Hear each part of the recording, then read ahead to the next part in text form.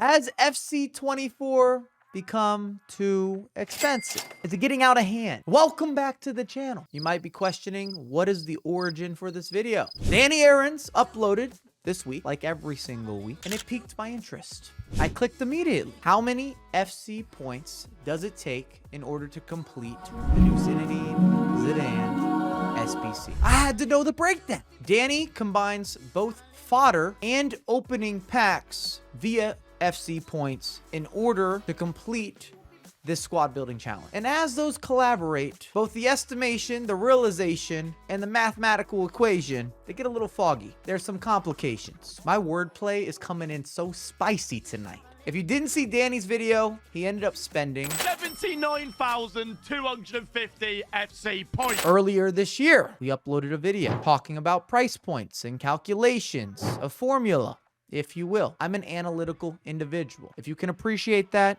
please subscribe to the YouTube channel. We get into all the details. 12K FC points equates to $100, and that same $100 will guarantee you 120,000 coins. That will be the definite, measurable. I don't want to speculate around variables, so no promo packs, lucky, unlucky. I'm giving you facts, objectivity. Let's apply that to Danny Aaron's price point of 79,250 FC points, which give or take comes out to $660. I'm talking USD. If you want to convert that into euros or pounds, Swiss francs. I don't think we have many Swiss viewers, but Swiss francs. I'd also like to add Danny's video included a mix or a grab bag of promos and different packs and fodder that he was able to insert. There's a lot happening. He's not necessarily known for crafting or being frugal. Now, I wanted to apply the same measurables as if you started from scratch. See if we can prove a point. Zinedine Zidane currently is evaluated at 1,770,000 coins. We will divide that number by 120,000 coins, therefore giving us 14 and some helpers. I can pull out the calculator. I'm going to round this up slightly. You're looking at nearly $1,500 if you're completing Zinedine Zidane from scratch, all out of pocket. And we should mention Zidane currently has an 84% completion rate in terms of the community vote, which means that the majority of you feel that this is a good value, a good pickup, worth the grind, worth the money, worth the investment. Prime time. The question: is the Frenchman expensive? I've built it up. Again, let's call it how we see it. Danny is working on YouTube efficiency. He wants to get videos uploaded. He is not going to grind or resurface or craft the maximum amount of fodder or empty the club or prioritize doing this in a way which eases the financial pressure. And he's not going to have the same type of patience. He can't afford to. We have a new challenger. EA has never in the history of the franchise given out this many free packs. I will hear all counter arguments. Free packs. You said free packs. I did. Hear me out. Not only free packs, but free packs of value. So I researched a lot, and then some more, and then even some more. Since the beginning of FC24, and as this is being recorded, we're not even 3 months into the game cycle. We've had over 50 valuable packs that have been objectives, which means completely free, no finances, no reinsertion, no recycling, none of the above. You took a test back in the day. I don't know if it was an American thing. You checked the boxes. You had the none of the above option. So let's define a value pack because this is my definition. There are two types that I used for this calculation. Number one, a pack that guarantees an 84 plus player or multiples that are at least at an 84 rating, hence the value. Number two, packs that included 10 plus players that did not have a ceiling. Therefore, if you packed a promo or a walkout, it was all inclusive, it was possible. I didn't stop there. Let's talk about SBC packs. We've all earned plenty of those. Same equation, but there are more than 150 packs that fit into this value definition that I've created. Guaranteed 84 plus or 10 plus players without a ceiling. And I did not consider any icon packs or hero packs or even inform packs when I was going through the last few months of the game cycle. And I'm telling you, this has taken a lot of time because I've seen back and forth all over the social media. From gameplay to menus to evolutions, I see it all. Back to SBCs. I also did not include any SBCs where you would have to submit players of value in order to unlock those packs. So if you had to submit 84 plus rated players, that pack from the SBC was no longer eligible in my calculation. I'm giving you a lot of math, a lot of stats because it's important. It's going to come full circle. We're talking about expenses. We got to add it up. We got to create the budget. Got to understand the market. I've got to give you the full narrative. I say all this to lead off with my next statement. Zinedine Zidane is nowhere near those price points. What?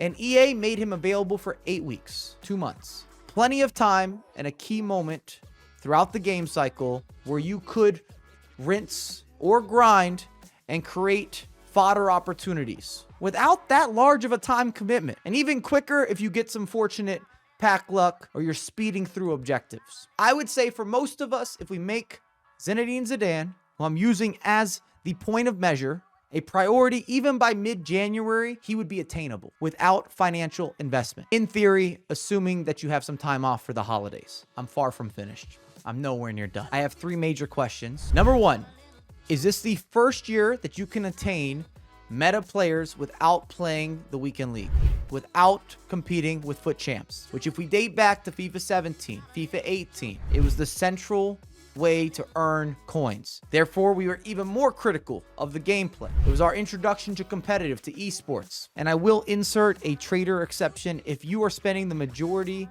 of your FC or your previous FIFA years as a trader. Of course, you're beating the market, but you're not playing the game. You are deliberately spending time with the market and investing the majority of your time buying players, selling players, and making smart investment decisions, which most of us, let's be frank, we're not. We're just having fun. We're building the squads that we want. We're trying out new players. We're going up against our friends. We are not looking to be investors. We're not trading options or futures. We're trying to catch these W's with these hands that are rated E for everyone. Number 2, is this the strongest year all time for Road to Glories? And I know that's a controversial question, and I'm going to get to the details in just a moment because I have more to add and maybe more to subtract. Number 3, will this year's game cycle end earlier than ever before? And this, of course, would be due to overexposure and oversaturation. I cannot believe the teams that I'm going up against at all levels of gameplay, from division rivals to playing friends to reviewing squads. Sweaty would be an understatement. I'd like to revert back. We made a video a couple weeks ago reacting to AA9 skills, and he came out more passionate than I've ever seen him. It's over. It's over, bro. I don't think RTGs are possible anymore. Now you pissed me off, bro.